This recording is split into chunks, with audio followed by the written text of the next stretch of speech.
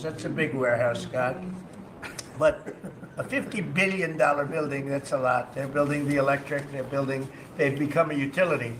And I've given them the right to become. They're going to build their own electric, they're going to build their own electricity, which they need tremendous amounts of electricity. They're going to build it themselves. Anything they have left over, they'll hook that into the grid. But the grid is old and they're unreliable and bad things can happen to grids. I said, if you want, you can hook into the grid, but that's a little bit risky. Or you can build your own electricity and become your own utility. And they, I think in all cases, are deciding to do that. So it's very exciting, and we have a lot of things going. We took over on January 20th. These are quarterly reports. We took over on January 20th. The tariffs haven't kicked in yet. I know that, and I don't want this to happen, but I know that China is doing very poorly right now.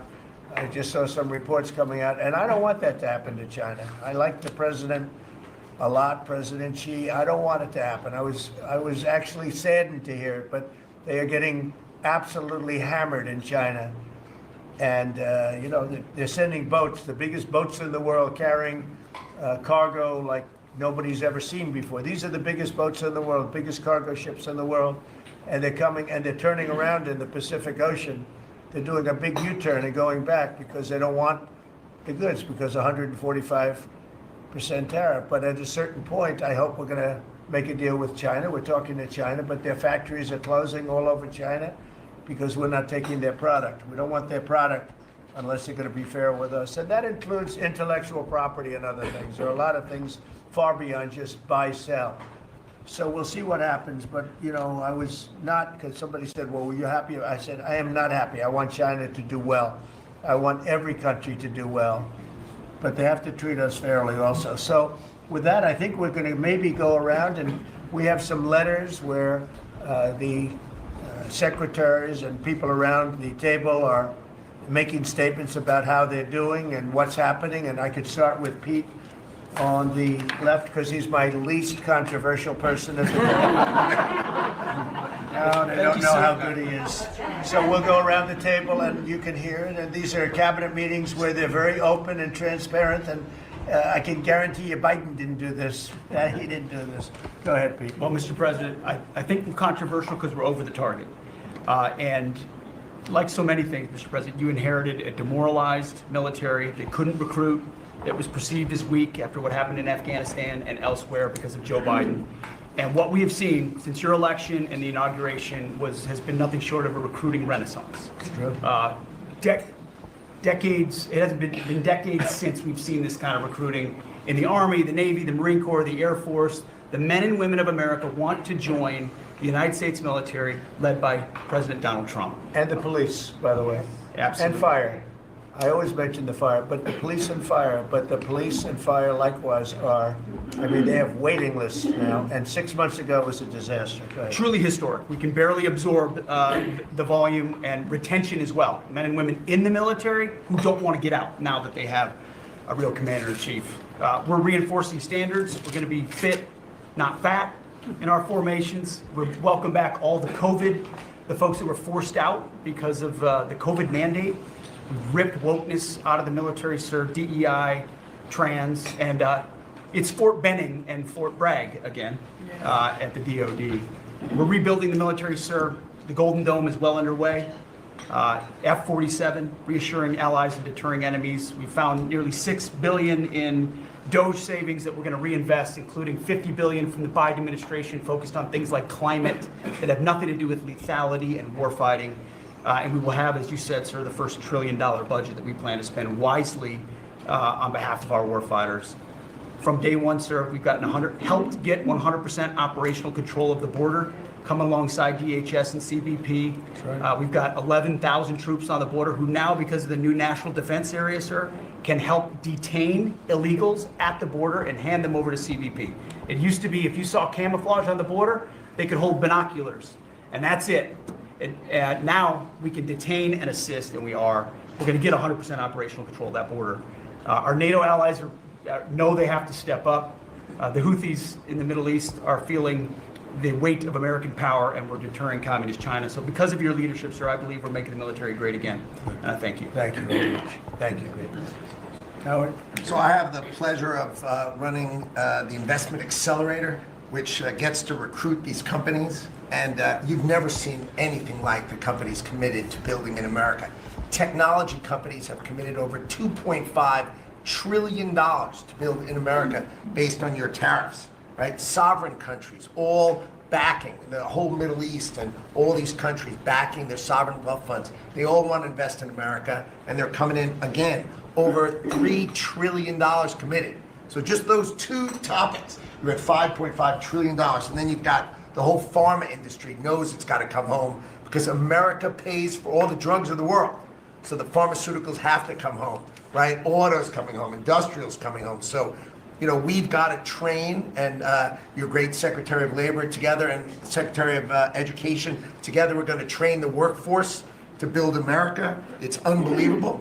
We've got so much, as I travel around, the attention on the Trump Gold Card. I mean, it makes me very popular. Last night, I was out to dinner, and someone came up and said, can I buy 10? And how do I buy 10? And I'm like, that's pretty good. It's $50 million for dinner. So, you know, I was paying for my dinner. The External Revenue Service, right? You've got the tariffs and the hundreds and hundreds of billions of dollars coming in to build the External Revenue Service. That our objective, of course, is to replace the Internal Revenue Service and let those outside countries trading with us, let them pay their fair share to America. And then, of course, you got rid of de minimis.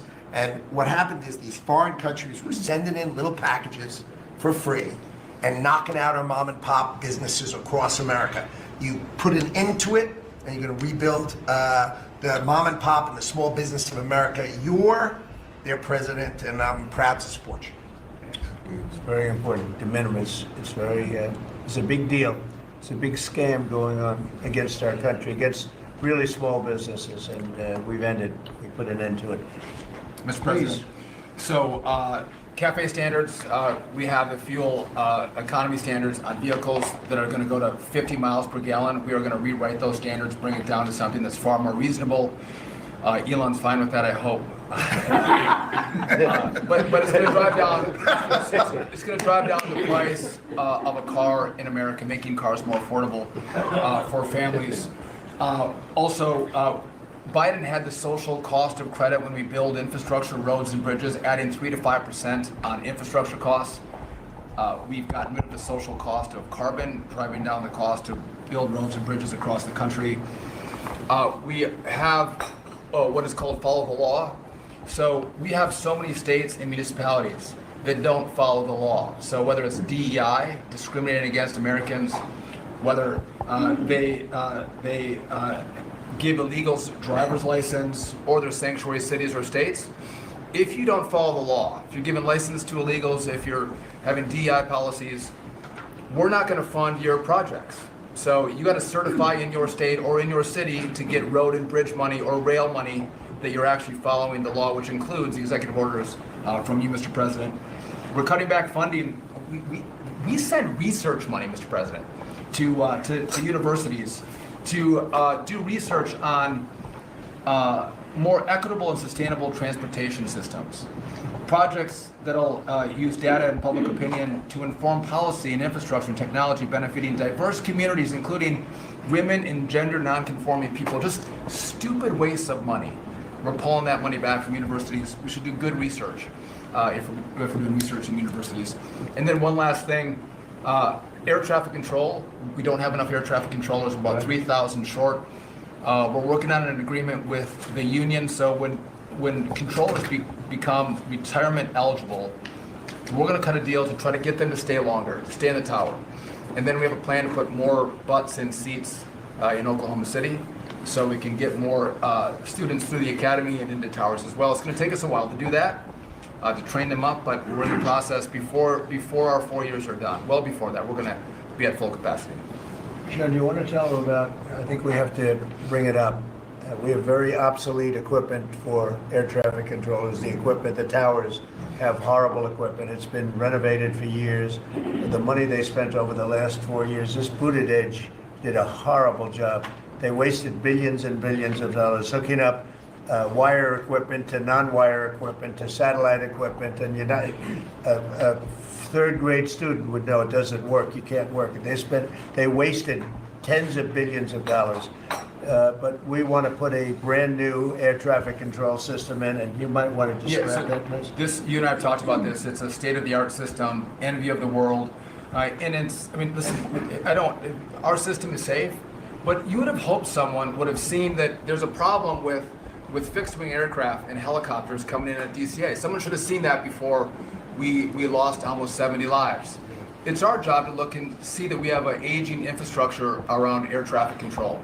And so if we don't build a brand new system, there's going to be failures and people will lose their lives. And so we need to help Congress to help fund this, but it's going to be all brand new. And after you build a brand new system, we have the bedrock and the foundation to actually build on top of it. But no one has done this, Mr. President. There's Band-Aid fixes that have happened over the course of 20 years. You can't have a Band-Aid fix. It doesn't get done.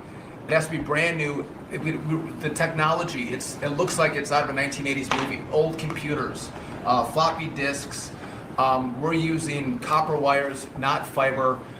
So there are great solutions we have available that, and by the way, everyone's sick of their delayed flights or their canceled flights. We have more capacity in the airspace.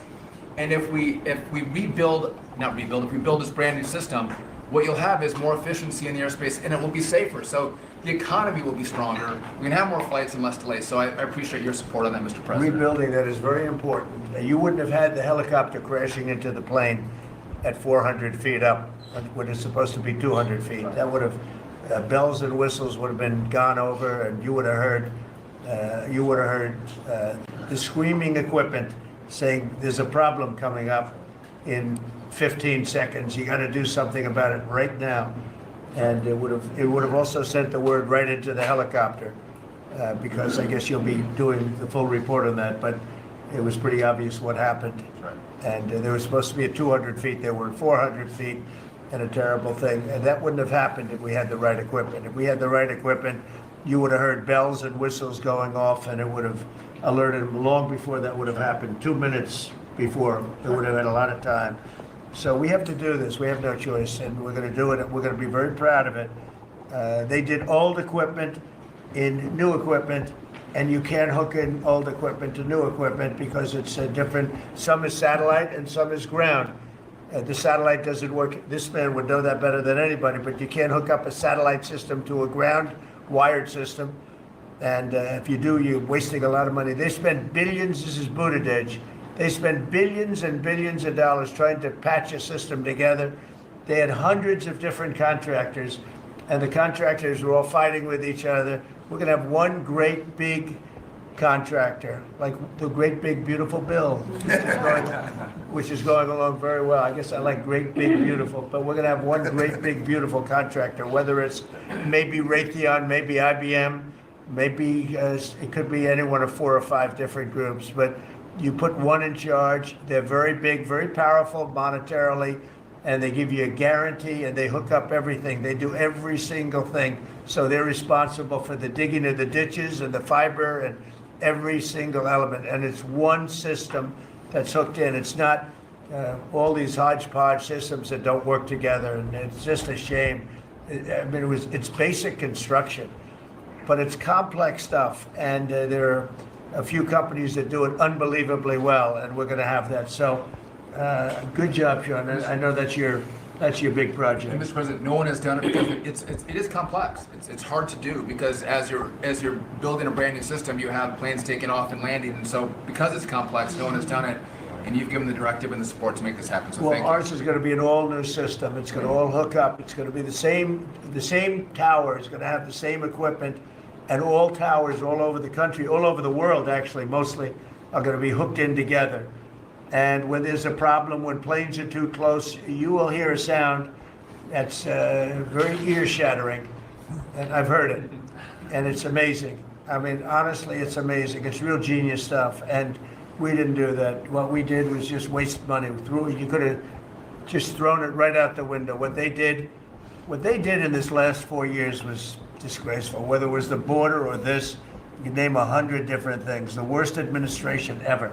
Okay, Thank you, Mr. President. thank you. Mr. President. Secretary, thank you. Yeah, Mr. President, thank you. And I think one of the things that I want people to understand about the VA is we're part of the national security interests you have, and you've laid the groundwork for that. It's leadership and making sure that with the Secretary of Defense and myself, we take care of veterans on two ends. One when they come in and one when they serve and they've earned the benefits that we have.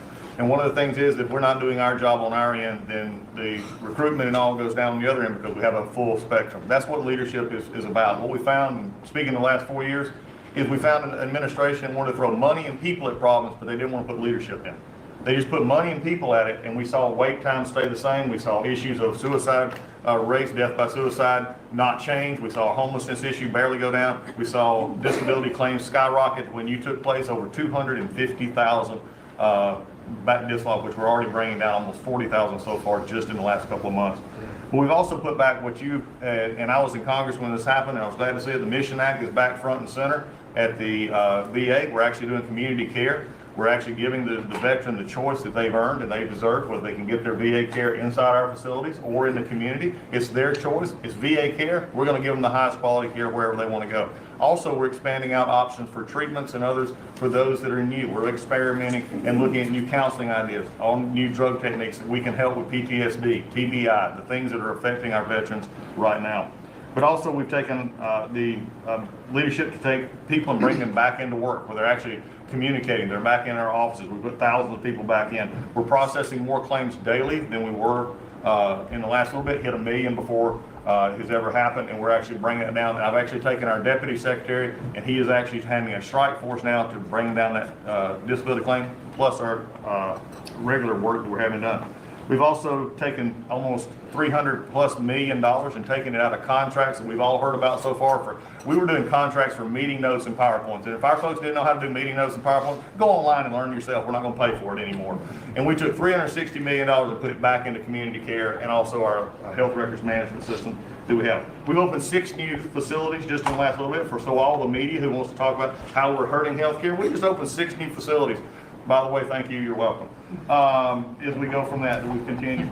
We've also took $11.6 billion in ceiling values of contracts and terminated that we did not need, resulting in significant cost avoidance for the future, but also still maintaining the ability to take care of our patients and also our disability benefits. We've also gotten unity again. We did away with $14 million in DEI spending. We've ended gender dysphoria treatments. We phased that out. All directed, the savings from that go to paralyzed veterans and amputees.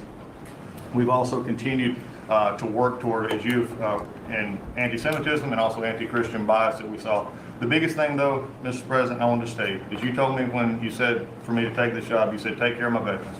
Well, we've done something in taking that step forward. The veteran is back first at the VA. The VA is not about itself anymore. We're not a self-feeding animal. It's about a service organization that takes care of one of the best we have, and that's our veterans. And that way, Mr. President, we're just getting started.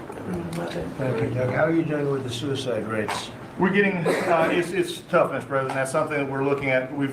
This is something that we've had $588 million has been spent over the last, especially 4 or 5 years to do prevention, and yet the numbers stayed at 17 or 21, wherever you want to have it. We're now opening that back up, taking in nonprofits. We're bringing in others who have things that are actually looking at. I worked with Secretary Kennedy and others on the idea of we're opening up the possibility of psychedelic treatment and others that give us an opportunity.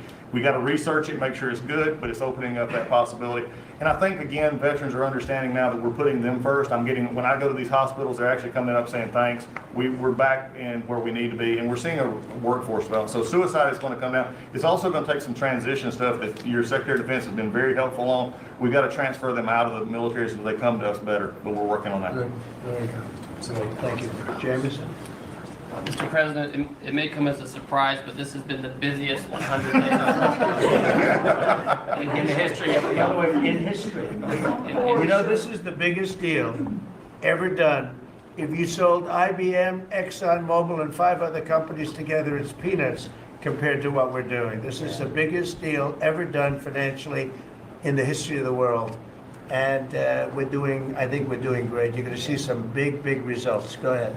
And I'll just say something that Secretary Duffy said in his context, because it's complex, no one has done it. So this is something, a reordering of global trade that hasn't happened since the end of World War II. And it's long overdue because we've seen manufacturing offshore under the old global trading system. With the net result of the global trading system is that all the manufacturing goes to Asia and other places. That's a system you have to replace, and that's what you're doing. They said you wouldn't be able to do global tariffs. We did it. They said everyone would retaliate. No one retaliated outside of China. They said no one would come to negotiate. We're talking to dozens of countries. They said no one would have offers. We have dozens of written offers. We have lots of countries in this week.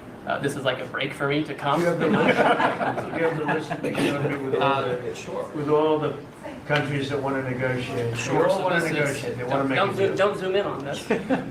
Yeah, this is like a tracker, right? We have all these columns of which countries have come in, when we started negotiations, who gave us an offer, are we in technical talks, and when do we expect to have deals done? Those are Yeah. some weeks out, but Really we're working amazing. very quickly on this.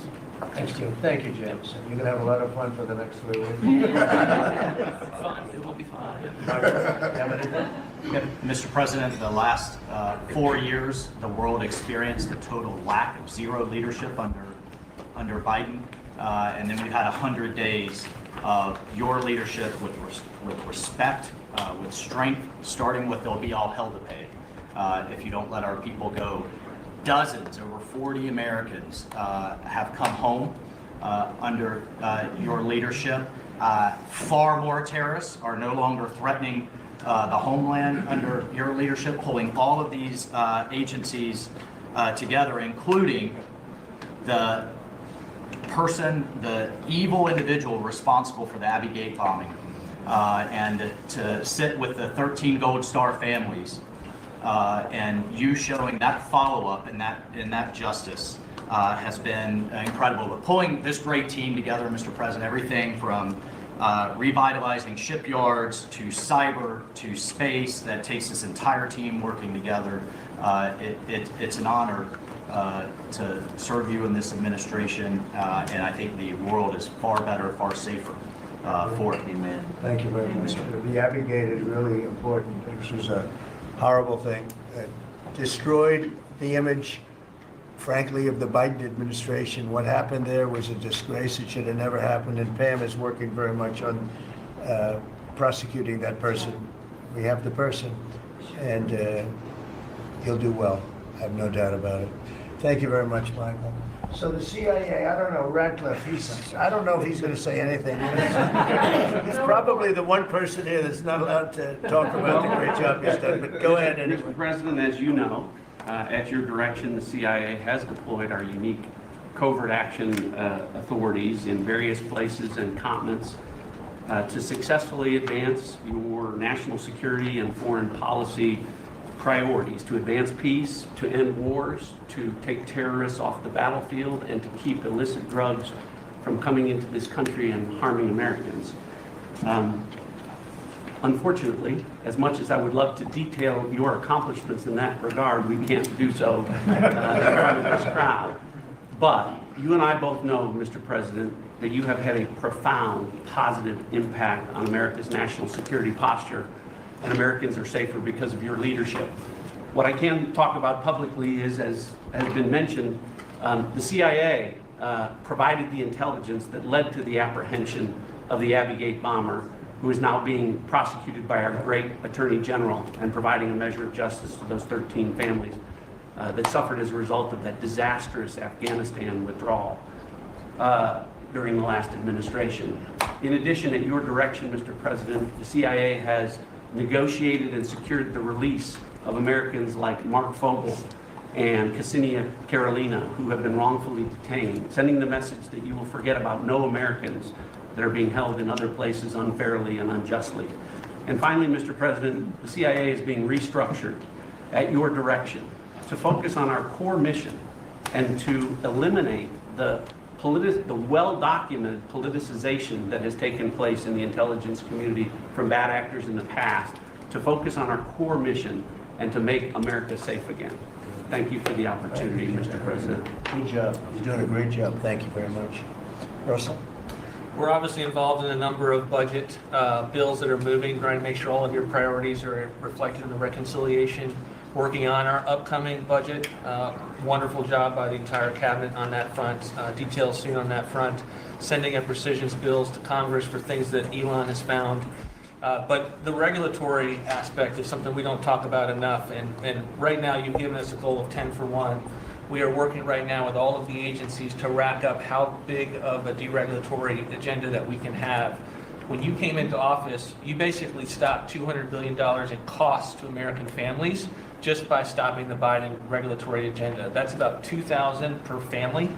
We think when we're going to hit these 10 for 1 goals that we could be in the neighborhood of about $900 billion in savings to American families that would be substantially bigger than that $2,000 number. And the point that I would make, in addition to just savings cheaper to the American people, there's an aspect of wisdom when you're enforcing these rules that comes into play. And I'm your regulator for the Consumer Financial Protection Bureau, and we found this small mortgage lender in Chicago. His name is Barry Sterner. He had a firm called Townstone, and CFPB had gone after him because he complained about crime in Chicago, literally the same thing that the Democrat mayor had talked about, and they came after him for 7 years on a redlining disparate impact claim and ruined his life. We overturned that. We apologized on your behalf to that individual, and we basically, without having to go through notice and comment, we ended the policy that set that in motion. And so that's happening across these agencies with how they are using their enforcement discretion, and it will only continue based on the stonewall of backing that you've given us to make these hard calls. I don't think they're actually that hard, but no one's done it to this point, and we were able to go forward and do that because of the backing that you've given us.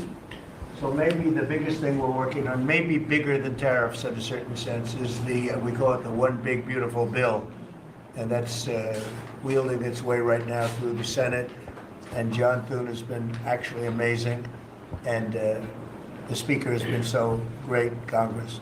Mike Johnson has been really two guys that they get along great, and it's just been a beautiful, unified attack, really, because we have to attack because the Democrats are trying to stop it at every turn. It would mean a 58% tax hike if they were successful, and lots of other bad things beyond the tax hike. But with us, it'll be the biggest tax cut in American history. How are we doing with the bill? We're doing great. We're day in, day out, hour by hour negotiations to make sure your stuff is in there, and to make sure we have the border resources, the defense resources, and to save the American people some tax money and make sure all those tax cuts that you ran on are in there that help get people back into the workforce. And I think we're making a ton of progress. I think we're doing well. Like I said, the biggest tax cut in the history of our country. And it would be the biggest tax increase if the Democrats are successful. They're the only people I've ever seen running for office where they want to increase taxes, but this would be a 58, maybe a 60% tax increase, unsustainable for the American people. Thank you very much. Great job. Susie, the most powerful woman in the world, I'd say. I agree with that. I agree. I'll be brief so you can hear from these amazing people. Congratulations to everyone on 100 days. That's been it's unparalleled in my memory, and best I can tell, ever. But it hasn't been busy for busy's sake. The president's promises made to the American people have been kept time and time and time again. You all have been out there spreading the word with community groups and states and media. It hasn't gone unnoticed, and let's work hard for the next 100 and have equally as much success then. Thank you. You've done a great job, Susie. Yeah. I think everybody agrees. Right? Yeah.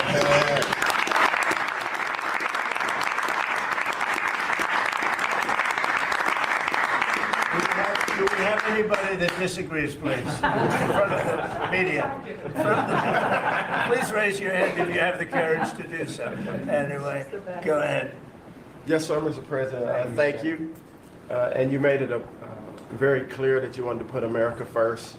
And also from day one, you wanted to make housing affordable again, because we do have a housing affordability crisis in our country. And so at HUD, we've been cutting all the red tape and bureaucracy as it pertains to housing affordability.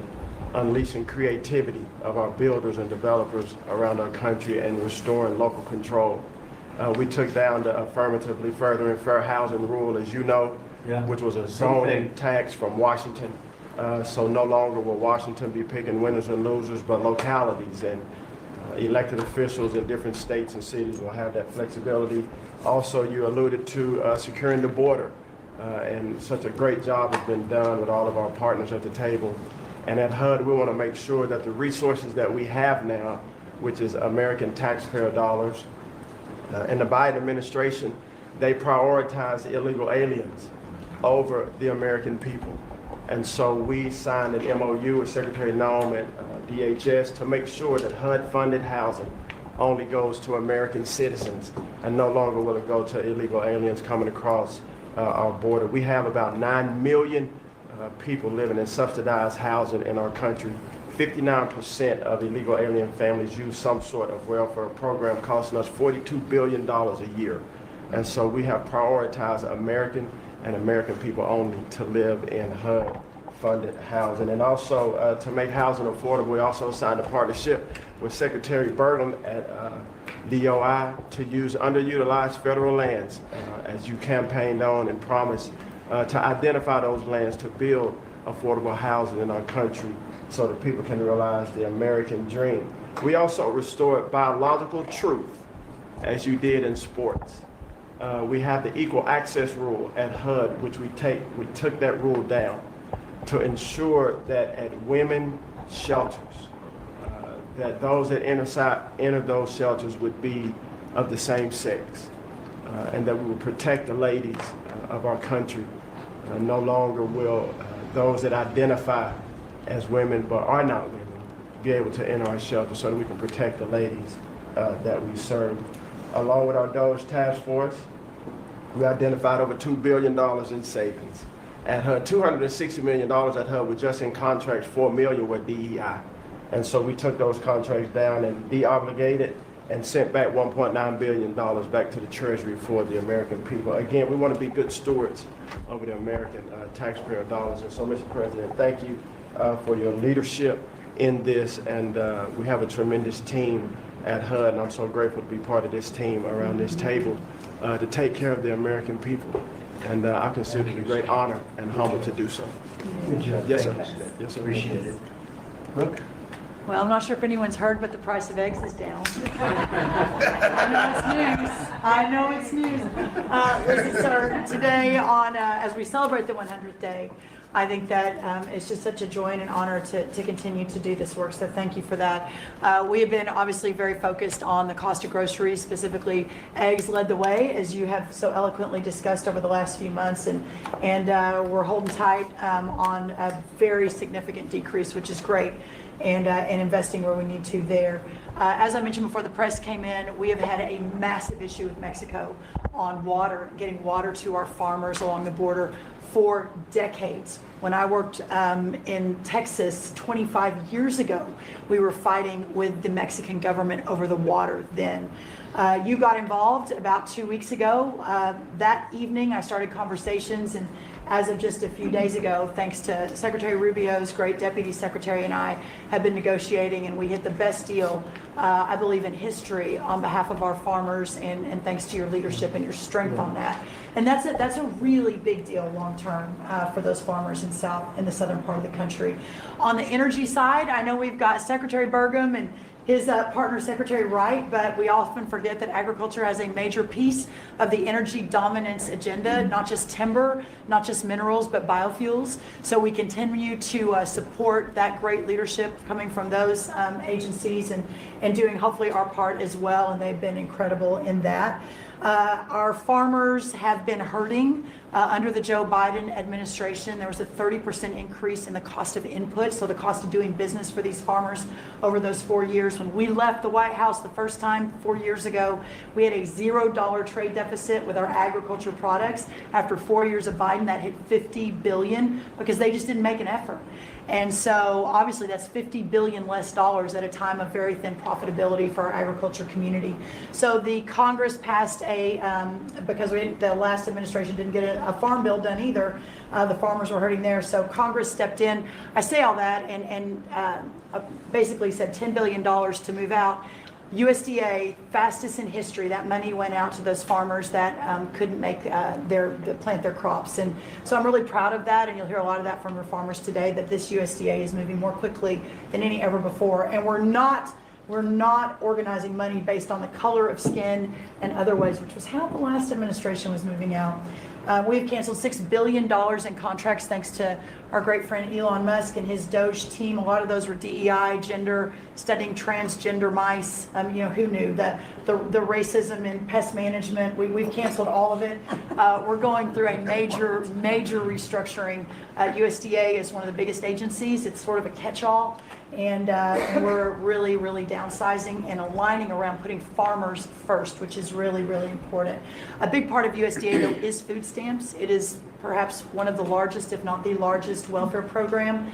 And it's a supplemental nutrition program.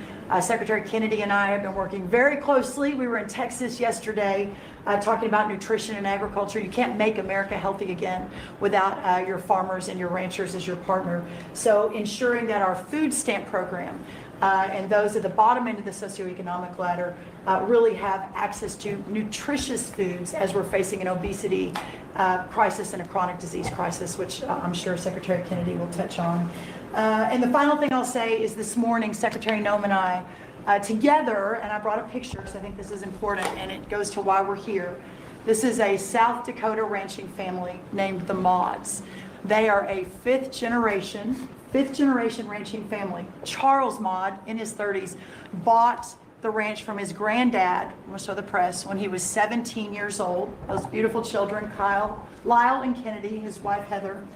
Under the Biden administration, they had, of their several hundred acre operation, they used about 20 acres and had a fence that had been there since 1910 when their family took over the ranching operation.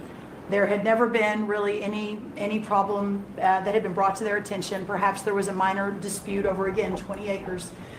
This family was indicted, prosecuted, threatened with jail time, told to find guardians for their children over a fence line dispute that the Biden DOJ pushed forward. So this morning, on the steps of the U.S. Department of Agriculture with Secretary Noem, who was their governor, as the governor of South Dakota, which is where these great people are from, all criminal charges were dropped, and really appreciate the Department of Justice. It was a really big day as we sent the signal that the over-criminalization and using government, and you know this better than anyone because you were in the crosshairs for so long, that those days are over and the regulation through prosecution is no more. And so this family is one of many that we'll now be talking to ensure that never happens again. Good. Thank you. Thank you. Good job. Please, Scott. Sir, it's been a momentous 100 days with you at the helm, and I view this 100 days as setting the table for peace deals, trade deals, tax deals. So the next 100 days will be harvesting. You've created negotiating leverage and leadership that are going to yield remarkable results. Energy costs have plummeted. Mortgage rates are down. Food costs are moving lower. And American families are finding their financial footing again. I had a group in today. America, under your leadership, is on the verge of becoming an AI superpower. That our economy had become barbelled. We had high tech and finance on one side, natural resources led by energy, which the previous administration tried to kill on the other, and you're filling in between with precision manufacturing that we're going to be bringing back through good trade policies, good tax policies. Under the Doge at Treasury and the IRS, cost, tech support, and efficiency have increased. We have the IRS revenues are up, and thanks to the young man sent over by Doge, the IT update that began in 1990, which was begun before he was born, is going to be finished during your term. So trade, you couldn't make it up, trade, taxes, and deregulation, the one big beautiful bill under your leadership Speaker Johnson and Leader Thune have done a great job, but they have you as a closer on many of their members. And I'll just close by saying economic security is national security is economic security, and it's never been better. We're rebuilding it. And as I said last week at the IMF and World Bank conferences, America first does not mean America alone. Under President Trump, it means leadership. Well said. Thank you. Are you busy enough? He's doing a great job. Thank you very much. Mr. President, thank you, and thanks to the cabinet. So at the risk of insulting everybody else at the table, I believe that I'm the youngest member sitting at the table. And, it occurred to me that from the time that I was born to the time that Donald J. Trump was inaugurated just a few months ago, we went from, again, 40 years, we went from the world's manufacturing superpower to one in which we depend on the People's Republic of China to make the things that we need. We went from the proudest military in the world to one in which we failed to meet our recruiting goals. And we went from one in which bipartisan border policy was the consensus of both Democrats and Republicans to one in which we allowed 20 million people to run roughshod illegally over the countryside, causing crime, causing a stress in the welfare system. And again, that happened over the lifetime of the youngest member of the cabinet. And what has happened in 100 days is that we've started to reverse every single one of those negative trends. And I think what it shows to me is that the president, and you sit in the Oval Office and you see these portraits of presidents past, and let's be honest, most of them have been placeholders. They've been people who've allowed their staff to sign executive orders with an auto pen instead of men of action. And the reason the media attacks this administration as chaotic is because the president is solving the problems the American people set about to solve. He's actually doing the things that he promised that he would do. And Mr. President, it's been an honor to be part of it for the past 100 days. And let me just make one other observation, because it's interesting. I've seen the data, I've monitored it, I've looked at it, but the most underreported fact of the first 100 days is that we came in with a massive recruitment shortfall. And in 100 days of Secretary Hegseth and President Trump's leadership, we now have people breaking down the doors to join our military. To the media assembled here, it's a really interesting question. Why has that happened? Completely aside from the fact that I think it's a good thing, or I think that President Trump deserves political credit for it, why did we go from a military where people didn't want to serve to now all of a sudden they do want to serve? That's a story you guys should cover. But compared to that, how much time have you instead focused on the fact that we deported an MS-13 gang member with a valid deportation order? And why is it that the press is so focused on the fake BS rather than what's really going on in the country? I think that what we've shown, sir, is that you can do a lot. You can do a lot in 100 days, but you've also unfortunately revealed that too much of the American media hasn't learned the lessons of the past 40 years. Thank you, sir. Thank you. Thank you. Pam? President, your first 100 days has far exceeded that of any other presidency in this country, ever. Ever. Never seen anything like it. Thank you. Your directive to me was very simple: make America safe. And despite that, we've still been defending over 200 civil lawsuits filed against you.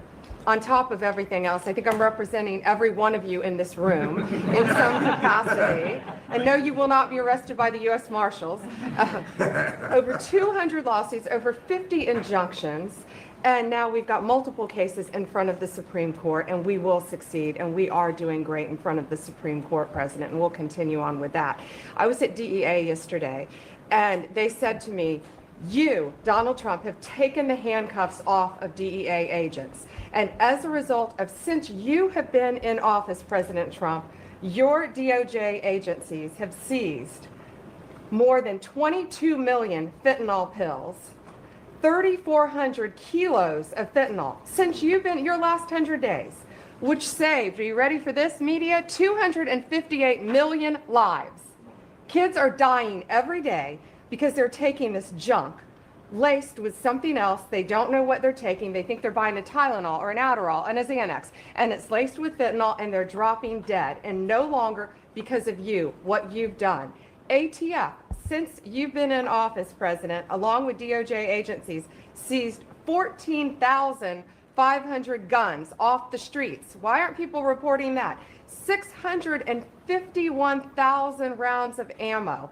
That's up 151% from 2024. That's keeping America safe. We've rescinded death penalty. We are now seeking the death penalty on cases. I'm signing death warrants. We are going after terrorism. We are going after arsonists. Whether you're burning Teslas, we will see. We've arrested 9 people so far in 7 jurisdictions. No negotiations, 20 years in prison, or you're burning down the governor's mansion in Pennsylvania. We will be there to protect you. And I've been talking to Governor Shapiro, and he greatly appreciated you reaching out as well. ISIS terrorist, we got one in New York, right around the corner. We got an ISIS terrorist in New York. We have an October 7th task force. We just broke up a huge human trafficking ring by the Sinaloa cartel. 1,000 pounds of methamphetamine on our streets. Ton of fentanyl, 20,000 Molly pills. Those are the drug of choice among at clubs and bars for young kids. They were fake, but you know what they had in them? Fentanyl. That's 20,000 lives saved because of you, right there. We brought back 29 cartel members from Mexico at your direction, and one killed the Kiki Camareno, a DEA agent, in 1985, and many of us got to talk to his widow and his son, who is now a judge. And they started crying. They have tried to get that guy back forever, and thanks to so many of you in this room working together, they have justice. They were crying on the phone because of what you did, President Trump. Thank you. We're going after anti-Semitism. We're unleashing everything you told us. No more DEI, no more weaponization. We have rescinded, as I said, 200 policies. And I could go on all day long, but we are doing everything in our power to keep America safe at your direction. Thank you. Thank you, President. You're really doing a great job. Thank you very much. Okay, let's go. Nice to see you, Mr. President. Well, first of all, I think what you've heard amongst this team is the leadership, because it's given us the latitude really to collaborate amongst each other, not only in this room, as Jameson mentioned, we kind of get a break for a couple of hours here, but we stay in contact actually every other day that we're working for you. And I think what that says is, I was speaking to, for instance, the Farm Bureau of Texas yesterday. I'm not the Ag Secretary, but it matters to the workforce. I'm working with the other secretaries, Lutnick and McMahon, on education and the workforce investments that you've asked me to do. Because as you've come in and negotiated these great repatriation of these companies and the investments, we're going to need that workforce to build back this economy. And I couldn't see that more as I kicked off my 50-state tour. We've been in 5 states so far. We'll finish all 50 states by the end of the year. And what we're talking to is the American workforce and these companies about what the market demand is.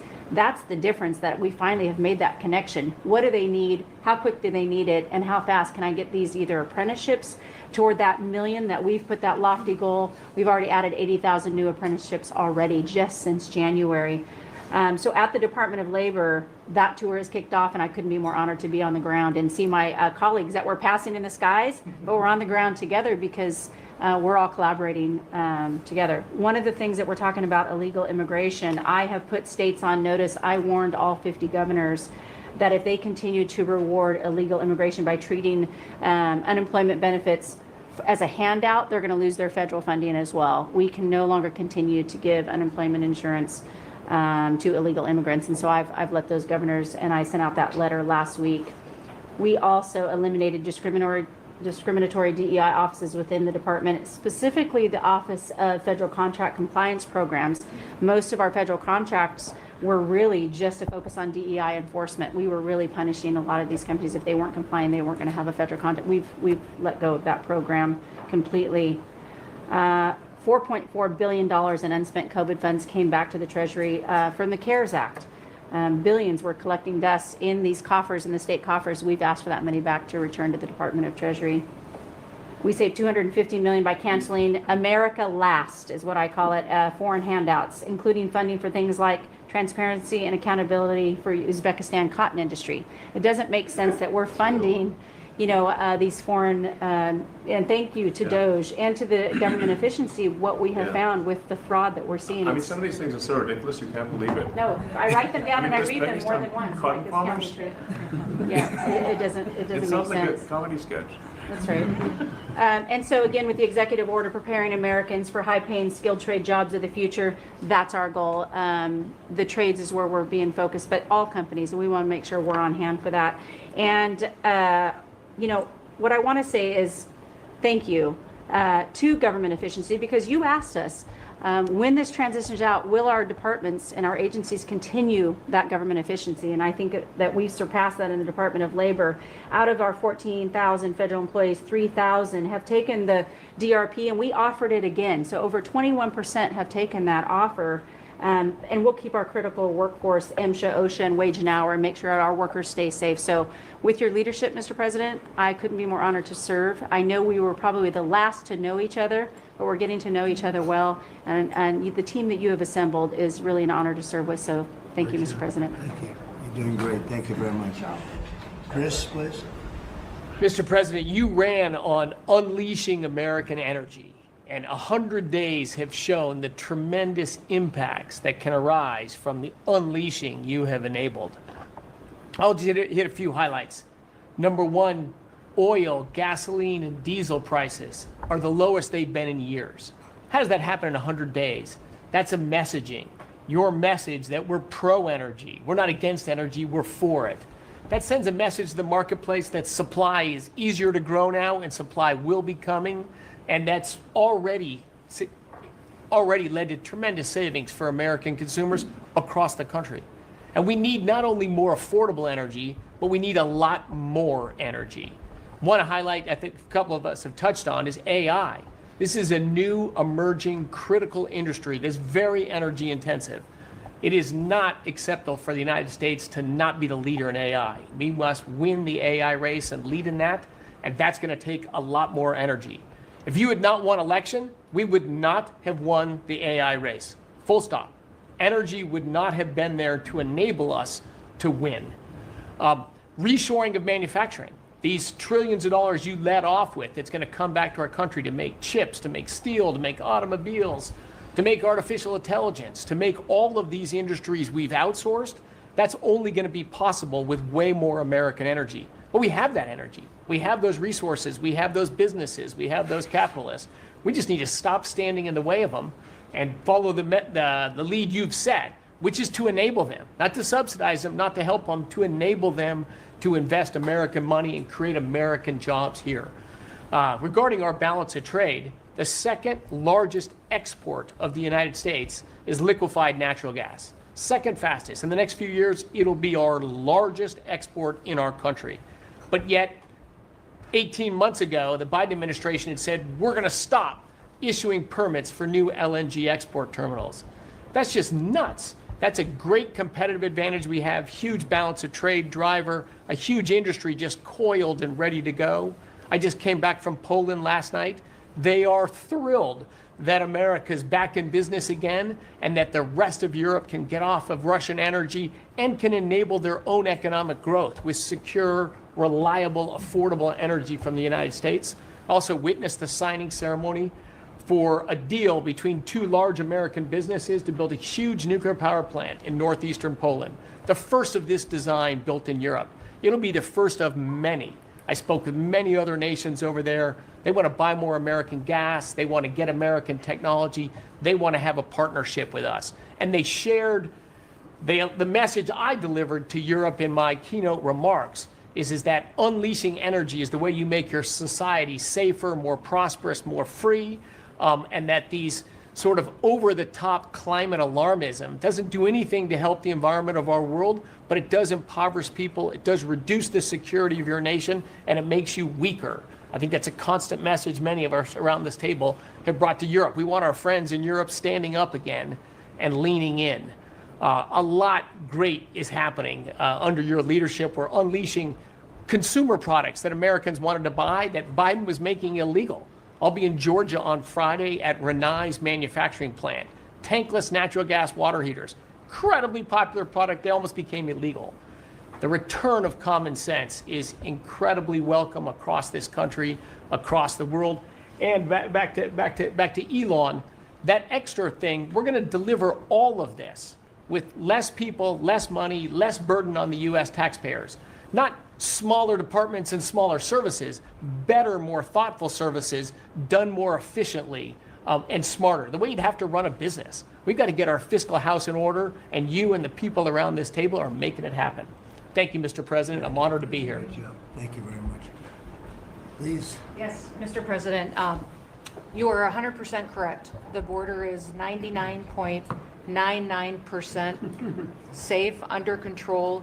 You have completely reversed the entire situation. In fact, the day before yesterday, I was down in El Paso, and those Border Patrol agents are so impacted by how you have changed things in a year. They have put up huge pictures that say, under the Biden administration, the mobs of people that were pushing through razor wire and trampling children, and the chaos and the violence that was happening at that same location, they have a picture there that says, this is what the Biden administration looks like, and this is what the Trump administration looks like. It's peaceful. People who do business between Mexico and America are coming through. They're doing it legally. They're following the law, and it's all because of what you've done and what you've empowered them to do. The recruitment for Border Patrol is through the roof. For ICE agents, they want to be a part of ICE because they recognize they actually get to do their jobs. I have the Coast Guard too. Coast Guard recruitment is up over 20% just in the last 60 days. Everybody wants to be a part of what the heritage is of this country.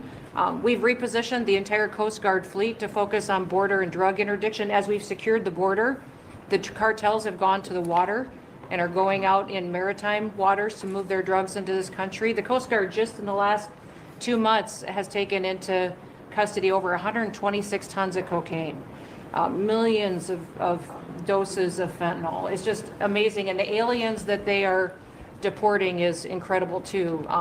We've been working with all of them. The one thing that I want to point out is the fake news has been saying that Biden deported more people than you. And it's an absolute lie. And they're letting the Biden administration get away with manipulating and cooking the books. What they're counting for the Biden administration is every single person that came to that border that they processed and let into this country. They're allowing Biden to say that was a deportation just by processing somebody and letting them come into the country. It's absolutely false. It's not true at all. You have deported over 250 known terrorists. You've deported thousands of foreign terrorist organization members and gang members, hundreds of thousands of people that were in this country illegally. We've collected $30 billion worth of tariffs through CBP, and we've also collected millions and millions, hundreds of millions of fines and penalties from people that have overstayed here in this country. So I just want to thank you. You've been a game changer. I want to thank Pete for his leadership at DOD and what they've done. I want to thank Marco for his diplomacy and getting us travel documents into these countries. Mexico has finally come to the table and now is going to take a lot more people that we're able to send back to that country. And the president of Mexico told me, sir, she turned around over 500,000 people in Mexico before they ever reached our border. We should be counting those as deportations because they never even made it to the border because she turned them around because you forced her to. So those are all people that never even came here because they got the message because you were so aggressive. So thank you for what you're doing. And every day we get up and do jobs that matter. And we appreciate that. Tom is doing a great job. Oh, yeah. Tom's a great messenger for us. He just, yeah, he's hardcore. Yeah, thank you. He is hardcore. Yeah, he is. No question about it. Kelly? Mr. President, it's such an honor to serve in this administration. And on behalf of Main Street America, for our 34 million small businesses that make up 99% of all businesses in this great nation, I have to tell you, under your leadership, Main Street is open for business again. They're thriving and they're investing. And the data that we have at the Small Business Administration, the loans that we're putting out, a record 26,000 loans in your first 100 days means that 2,000 small businesses each week are receiving that funding, that investment in the future. Small businesses create 2 out of every 3 new jobs in this country, and we've already seen under your leadership the jobs economy is back, manufacturing jobs are back. We've seen a 38% increase in manufacturing loans. We put out 1,500 manufacturing loans in your first 100 days. We saw startups increase by 54%, and we saw businesses under 5 people increase by 95%. So your leadership on the economy matters to every region of this great nation. I'll tell you on the manufacturing front, I'm out on a national manufacturing tour. We've met with 250 manufacturers, and as I walk through the factory floors, they all ask me to thank you for fighting for their jobs, for these industries, and for the people who are creating things from pharmaceuticals to aerospace, to food, and all these essentials that this nation needs to be independent and strong. And to that end, I'm working with Congress. We'll be announcing tomorrow an upsizing of our manufacturing loans to make sure that that economic engine, because 98% of all manufacturers are small businesses. It's incredible to walk through these factories that are really creating what you had in your first administration, the blue collar boom. It's now a new collar boom because it's the intersection of technology and manufacturing and what they can create for our war fighters, for our aerospace, for pharmaceuticals with less than 300 to 500 employees, sometimes 100 employees. I was at a factory in Georgia on Monday that is creating machines to help with the Iron Dome in Israel, less than 50 employees. This is the engine of our economy. It's the heartbeat of our communities. It's the small businesses that helped elect you because they needed your economic agenda. So thank you, Mr. President. It's such an honor, and congratulations on an epic 100 days. I do have to thank Elon. I do want to note, we just cut $3 billion in contracts because of Doge's work. That's $3 billion that hardworking families that won't have to work until April 15th to pay for the waste, fraud, and abuse that we continue to find in this government on behalf of taxpayers. So again, thank you, Elon, as well. Thank you. Great job, Gary. Thank you very much. Elon, I love the double hat, brother. Yeah, thank you. He's the only one who can do that. Get away with it. Well, Mr. President, you know, they say I wear a lot of hats. And as you can see, it's true. Even my hat has a hat.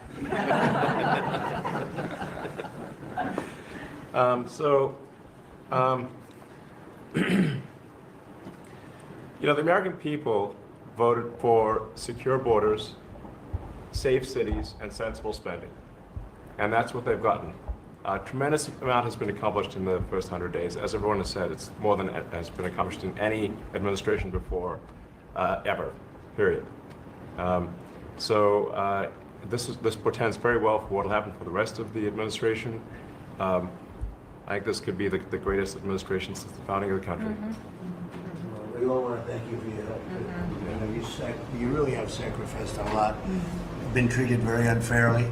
Well, they do like to rent my cars, which is not great. You know, could be better.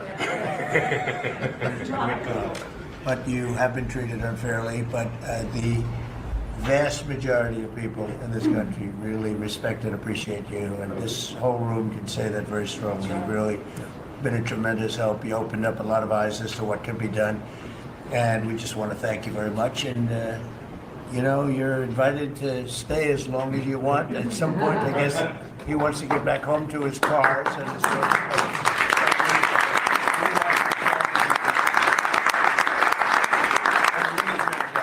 He's done an incredible job. $150 billion. Think of this. Yeah. 160 now. 160. They said, oh, it could have been more. And a lot of stuff is being worked on. That number could be doubled and even tripled. A lot of things are being worked on that we don't count yet because it's not quite there. But you've done a fantastic job, and we appreciate it very much, Elon. You know Thank you. It's also an honor to work with your incredible cabinet. I just like to say thank you, everyone, for it's great to work with you. Thank you very much. Thank you. Mr. President, congratulations on this truly historic first 100 days of your administration, really only made possible by your focused leadership on delivering the mandate the American people gave you.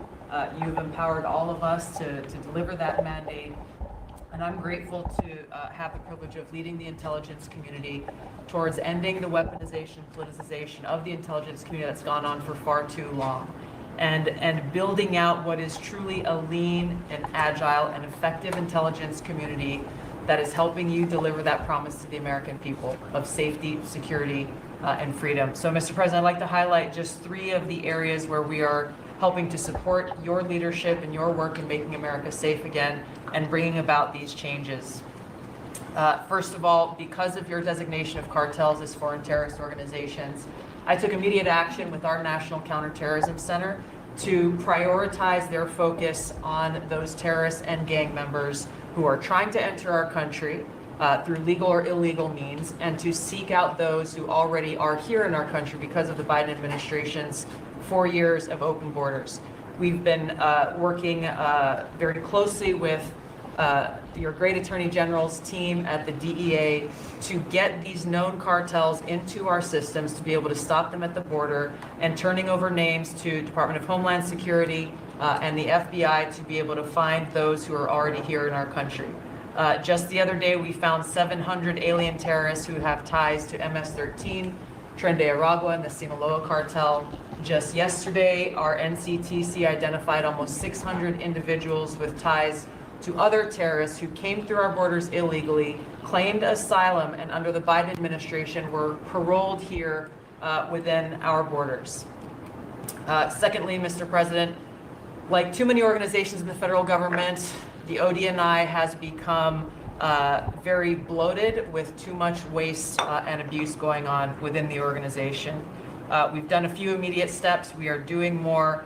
The ODNI is 25% smaller and more lean today than it was when I walked in the door and when you took office.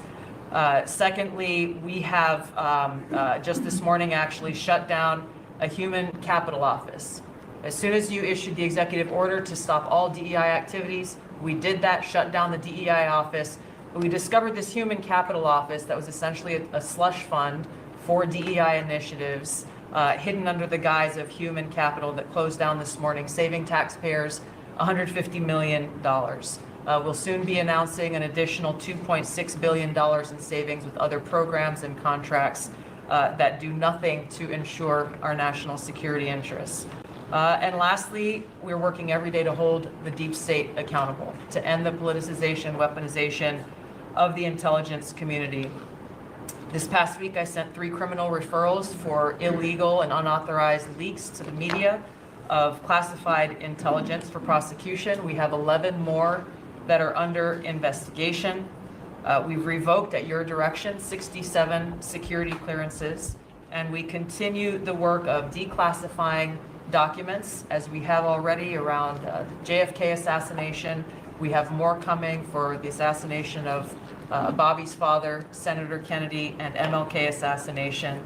And we continue our extensive investigations around exposing the very serious issues we have related to election integrity, illegal abuses of FISA, Crossfire Hurricane, and others. Mr. President, under your leadership, we are working every day to bring about that transparency and accountability that the American people deserve. So thank you for the opportunity. Great job. Thank you very much. Lee? Mr. President, at the Biden EPA, the Green New Deal was raging. At the Biden EPA, we saw billions of tax dollars burning. At the Biden EPA, we saw industries suffocate. But at the Trump EPA, the Green New Deal is dead. At the Trump EPA, we know that we can both protect the environment and grow the economy. I have 13 pages of accomplishments from our first 100 days in here, and in it, part of it is 100 environmental accomplishments at the Trump EPA. You don't have to take my word for it. We released it to the media this morning. Every single day that President Trump is in this office, there will be a major environmental accomplishment every single day of the Trump administration. At the Trump EPA, we're also launching what is the largest deregulatory action in the history of the country. We're going to be giving our director of the OMB a whole lot of work because we inherited a big mess from the Biden EPA. And working with Elon and Doge, I've canceled now $22 billion worth of grants. Now today is a special day for many reasons. The biggest reason why we're here is that this is the 100th day of the most consequential, historic first 100 days in the history of this country. Today, while we're here, the House of Representatives is voting on Congressional Review Act bills, considering the EPA waivers that were given to California's tailpipe emissions, where California set their own standards. But there should be one national standard, and right now, Congress on the House side is going to be voting on that today. On a personal note, while this is a bit outside of the EPA jurisdiction, today is my last day serving in the United States Army. And I first signed up towards the end of the 90s. And I've had a chance to see a lot of national security teams over the course of the last 27 years. There has never been a national security team ever assembled that had the backs of our warriors like this national security team right now. And we have never had a president so deeply committed towards ending foreign wars instead of starting new ones. There's a reason, Mr. Vice President, why everyone is racing to join our Department of Defense. We have a Secretary of Defense who, with all due respect to our great president, would probably rather be swimming with Navy SEALs right now, be running somewhere in the Middle East with our service members. And from our Secretary of Defense to our Secretary of State, our Vice President, and more. I just want to say thank you as a veteran of our military for assembling what is the greatest national security team that I have ever seen in my 27 years associated with the United States Army. Has Pete signed off on his retirement leave? Welcome to the VA.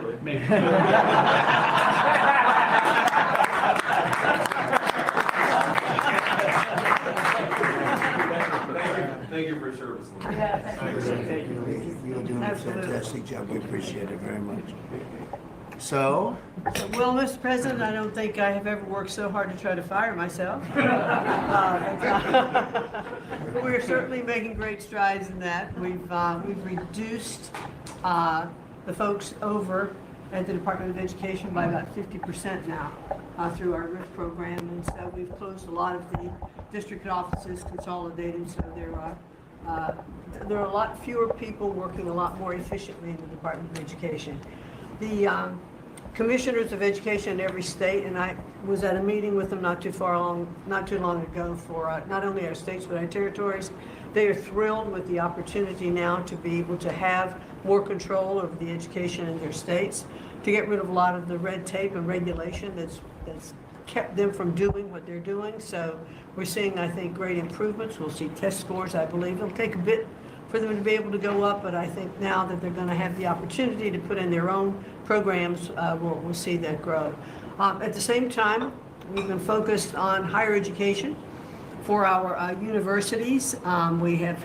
We've returned proper enforcement of Title IX protections to schools. We have stopped funding to Columbia, for instance, and some other schools for not only Title IX but Title VI infractions.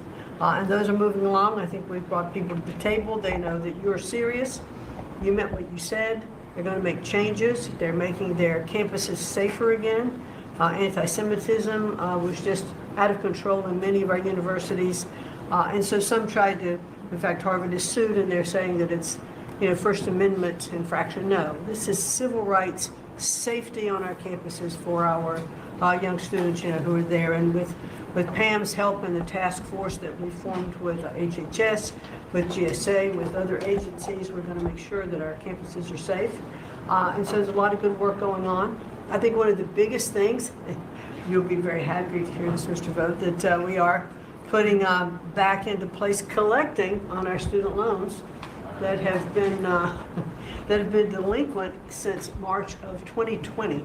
Been no effort to recollect on those loans. So as of May 5th, the letter goes out that the loan recollection is beginning again. So for those people who have borrowed money and have not been paid, and that's just not to be punitive. There are many ways that they can go online to understand how they can get back into the right payment structure, because when they're in default, they can't buy a house, they can't buy a car because their credit scores are down. So it's helpful to them as well as to get this money back into the country. I mean, we've $60 billion of increased student loan debt since 2020.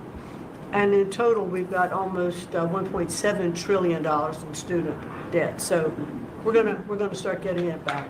And Scott and his team have been incredibly helpful. We appreciate that so very, very much. And so a lot's going on at the department. And what I would really like, as I'm firing myself, I'd like for you to be known as the education president because of the best in practice systems that we want to put in every state to incorporate AI so that we are training these new entrepreneurs and business leaders in our country. We can't do it with the infrastructure we have in place today.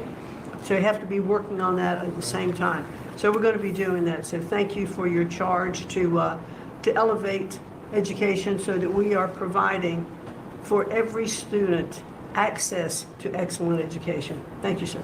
Thank you very much, Linda. And what's going on with Harvard and some of these colleges that are taking vast amounts of money, who also have vast amounts? They've got $52 billion and really scamming the public and hiring people like de Blasio and Lori Lightfoot, who are certainly two of the worst mayors in the history of our country, paying them a fortune of salary and having them teach our children how to manage cities and how to manage government. What's the word as of this morning on, let's say, Harvard? Well, we're negotiating with them. When we went back to them to say we'd welcome them back to the negotiating table, their response was a lawsuit. So Pam and her team are helping work with that. And I am, enjoying the fact not only am I firing myself, but I'm now being sued fairly regularly by different departments of education. But we're staying tough with them.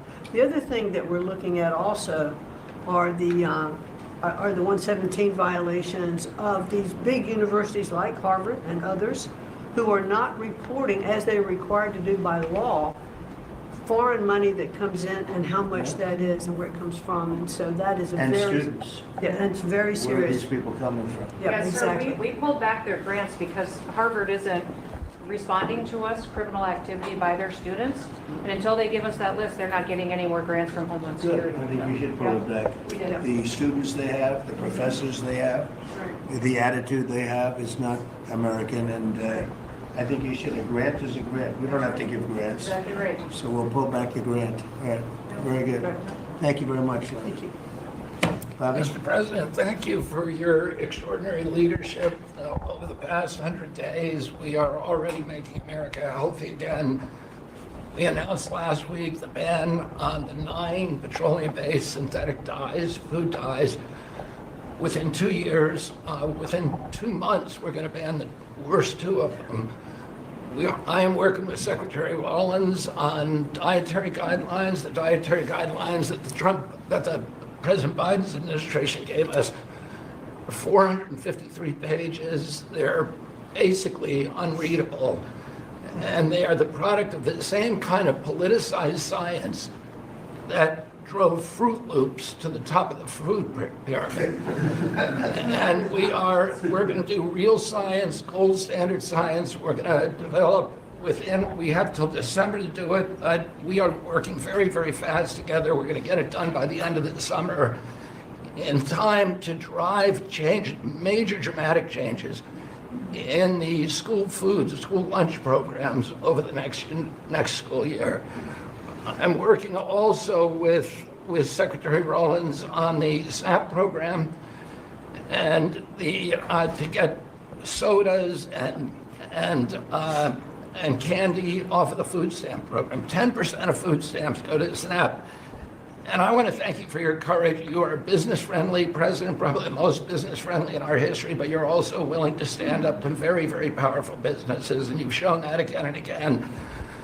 Secretary Rollins had the soda industry come and knock on her door very much, very loudly, and they said to her, well, the SNAP program is not supposed to be about nutrition. She pointed out to them that there is no nutrition in a soda. And they said, well, it's not supposed to be about nutrition. And she said to them, the name of the program is Supplemental Nutrition Assistance Program. So it is about nutrition. And we shouldn't, we have 38% of our kids now are diabetic or pre-diabetic, and we are paying at both ends. We're paying for the food-like substances that make them diabetic, and then we're being bankrupt. We're spending $1 trillion a year on metabolic dysfunction. It's existential and it's not sustainable. I visited Arizona, West Virginia, Utah, and Indiana in the last 2 weeks, who have all applied for SNAP waivers. We're encouraging, thanks to Brooke Rollins' leadership, all the states to apply for those waivers. I also visited Utah, which is the first state to ban supplemental fluoride. Florida yesterday passed a bill to ban supplemental fluoride. I'm confident Governor DeSantis is going to sign that.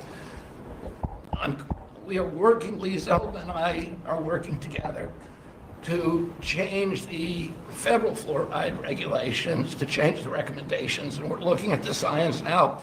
I want to point out that in August, the National Toxicity Program, which was an arm of the NIH, did a meta-review of all the science on fluoride and found that there's a direct inverse correlation between fluoride exposure and lowered IQ in children. So the more you get, the stupider you are. And we need smart kids in this country, and we need healthy kids, and thank you for your leadership. We're going to get there. We're reviewing the GRAS standards now we're revamping them to get 10,000 ingredients that are in our foods. The Europeans only have 400 ingredients. We have 10,000. There are chemicals we know nothing about. And we are going to stop that process, and then we're going to go back and look at these chemicals and make the companies either get rid of them or to label them. We've launched Operation Stork Speed, and we're going full speed ahead to make sure that we have good, high-quality milk for children. We have launched the autism study at your direction. By September, we'll have some of the first answers. Within 6 months of that, we will have definitive answers, not only for autism, but for the etiology of a whole range of autoimmune diseases that have become epidemic in our children. We have ended HHS as the role as the vector, the principal vector in this country for child trafficking.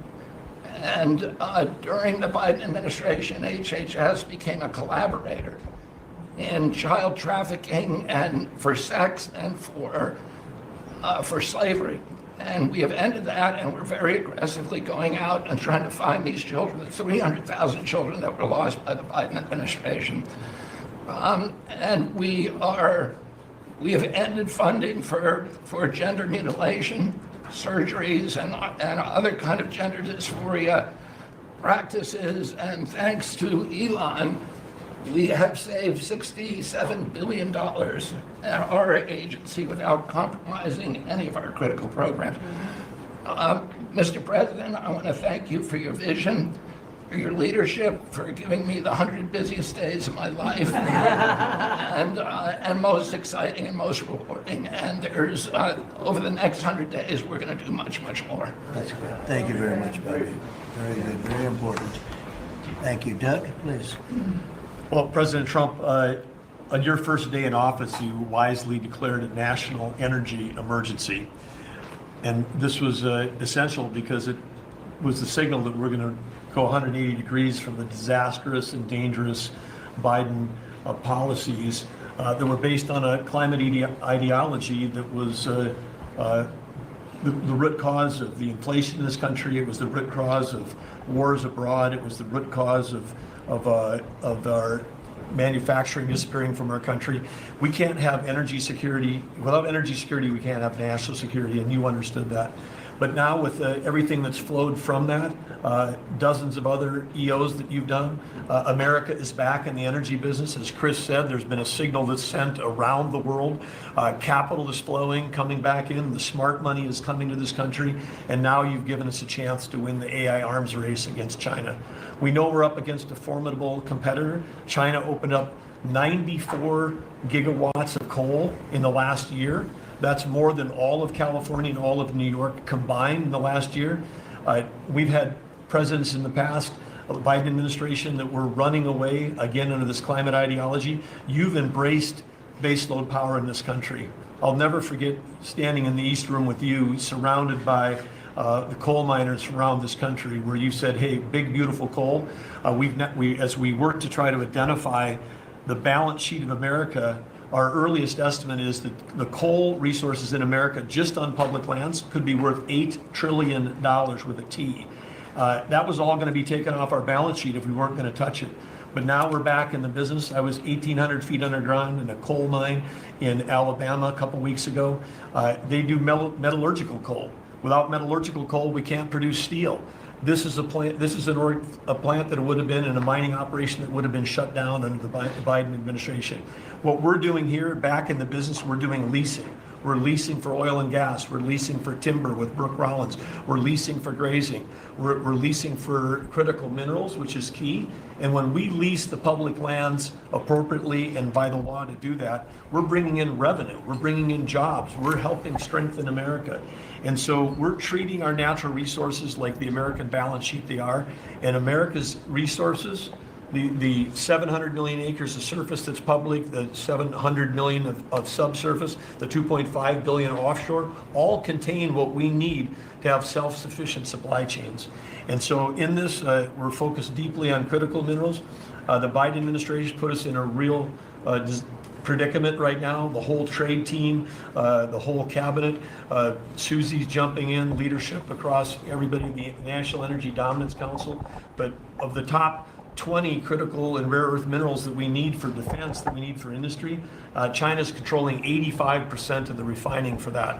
So we are running at warp speed 7 days a week to try to put ourselves back in business in that way.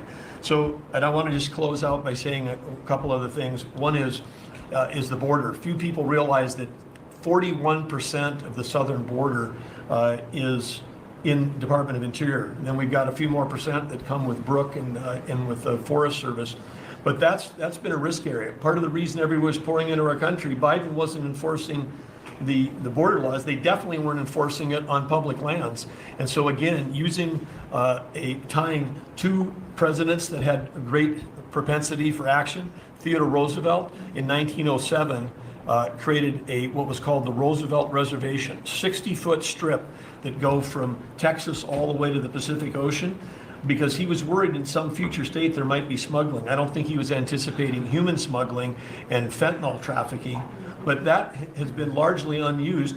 He gave us the authority to transfer that, and so working with Christie and working with Pete, we've transferred that to the DOD. So transferring land from the other agencies like Interior to the Department of Defense, then as Pete said, they can do the detain and assist with the military. And having been down at the border multiple times in recent week, I can confirm everything Christie said. The enthusiasm, the morale of that group is exactly 100% opposite of when Christie and I were down there as governors.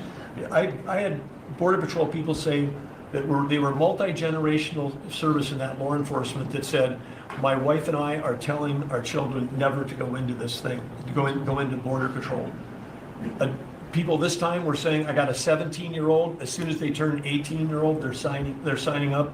My wife is thrilled. They're going into law enforcement. They're so proud to be serving with you. Everybody I've met, whether it's in a coal mine or at the border, law enforcement, the one thing they say on those trips is, please thank President Trump from all of us, the change that you're making. And I want to say especially this became very dear when we last week renamed a U.S. Wildlife Refuge in honor of Jocelyn Nungare.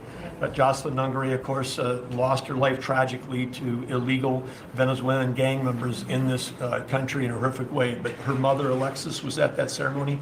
Her grandmother was there, and Jocelyn's great-grandmother was there. There are 3 other generations of that family were there. They all wanted to pass on their thank you too, and we've secured her name forever as a sanctuary, and really is saying that every child, every 12-year-old, every child in America should be safe in their own communities, and you've dedicated a beautiful piece on the coast in honor of her. So, President Trump, in your first term, when I had a chance to work with you as governor, you were courageous. The thing that's empowering this amazing group of people around this table, and you've probably assembled the greatest cabinet ever, is that this time you're not just courageous, you're actually fearless. And it's your fearlessness to take on the issues that other presidents would not touch, whether it's the work that we're doing with successfully streamlining and right-sizing government, or whether it's taking on the issues at the border, or whether it's embracing the power we need to win the arms race. You're fearlessly doing that, and that creates just all of us can sprint because you're running ahead. So thank you. Thank you, Doug. And you are doing a great job. And with Chris, that's a pretty much unbeatable combination, I have to tell you. So thank you both very much. Thank you, Doug. It's great. Marco? Well, it's not easy to go last after all these reports that have come here. First of all, so I better be good and I'll be short as well. A couple things, Mr. President. I think you deserve a lot of credit for two things. The first is assembling this great team of people. Some of whom I've known for a long time, others who I've gotten to know during this period of time, but putting together a team, not just of talented individuals, but that work well together, is something never going to be reported on in the media or fully seen, but it happens every single day. For the most part, I interact with almost everyone around this table at some level, and because of Secretary Kennedy, I'm afraid to eat anything. So in front of him, yeah. He said Tootsie Rolls are okay in moderation. So. But it's a great team. And here's the second, and I tell this to people all the time. This is incredibly rewarding service, and you hear it in everyone's voices.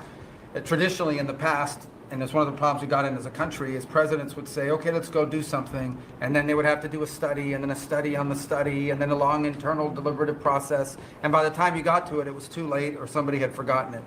In this administration, it's moving, you know the direction, because you know why you were elected. The American people elected you very clearly, and basically, it's measured, I used to say by days and weeks, now it's measured by hours and minutes, but action is happening. And that's what people want to see. And I'm going to talk about foreign policy in particular, because I'm not sure this is fully appreciated. This president inherited 30 years of foreign policy that was built around what was good for the world. In essence, the decisions we made as a government in trade and foreign policy was basically, is it good for the world? Is it good for the global community? And under President Trump, we're making a foreign policy now was it good for America? I was appointed by you and confirmed by the Senate to be the head of the United States Department of State. Not the World Department of State, not the Global Department of State, the United States Department of State. And what that means is our foreign policy is guided by three things. Does it make America stronger? Does it make America safer? And does it make America richer? If something doesn't do one of those three things, and hopefully all three of those things, we're not doing it. Now, we went out and hired a consulting firm to help us organize ourselves. Luckily, they were free. They're called the Department of Government Efficiency. And they helped us do a couple things. Number one is our foreign aid. We were funding some crazy stuff. Crazy stuff. You tell me, how does a puppet show in some country around the world make us stronger, safer, and more prosperous? So we got rid of puppet shows and a bunch of other things. I'm sure there were very good puppet shows. And I'm sure that a bunch of charities in the world can go pay for it, but the American taxpayer should not. We've also, by the way, Mr. President, under your direction, reorganized the Department of State. We had offices within offices within offices that didn't even know they existed themselves, not to mention the rest of it. And so we've begun to reorganize that as a way to be able to empower our embassies and our ambassadors and our regional bureaus to do what many of them signed up to do. We have a great team of ambassadors you've appointed. They're coming online every single day. Very talented people that are involved. Something else we got out of the business of, well, it wasn't widely reported, or maybe it was. We had an office in the Department of State whose job it was to censor Americans. And by the way, I'm not going to say who it is. I'll leave it up to them. There's at least one person at this table today who had a dossier in that building of social media posts to identify them as purveyors of disinformation. We have these dossiers. We are going to be turning those over to these individuals. We can follow up with the media. Well, we are going to turn over these dossiers to the individuals, and they'll decide whether they want to disclose it or not. But just think about the Department of State of the United States had set up an office to monitor the social media posts and commentary of American citizens to identify them as vectors of disinformation, when we know that the best way to combat disinformation is freedom of speech and transparency. And so that's what we're going to be in the business of doing. We're not going to have an office that does that. Beyond that, Mr. President, and this I'll move quickly because this has been a team effort, we have gone to countries all over the world and said, hey, you want good relations with the United States, you need to take back your people that are here illegally. And we've had historic cooperation. Beyond that, and I say this unapologetically, we are actively searching for other countries to take people from third countries. So we are actively, not just El Salvador, we are working with other countries to say, we want to send you some of the most despicable human beings to your countries. Will you do that as a favor to us? And the further away from America, the better, so they can't come back across the border. I'm not apologetic about it. We are doing that. The president was elected to keep America safe and to get rid of a bunch of perverts and pedophiles and child rapists out of our country. Here's something else we've done. We stopped giving student visas to people who are coming here to burn down our universities and take over libraries and harass people. Why are we giving student visas to people who are coming here to create disruption? And we've taken away the student visas of people that are coming here to do that. It's simple. If you're coming to America to start riots, we're not going to give you, we're going to take away your student visa. And by the way, every country in the world that I travel, 14 countries in 14 weeks, you know what they all say to me? Yes, that's what we would do too. So the only people who seem to disagree with us are a handful of federal judges and a bunch of crazy people who get paid to write and report. So anyway, we're getting rid of that. The last, but now here's some good news. We're going to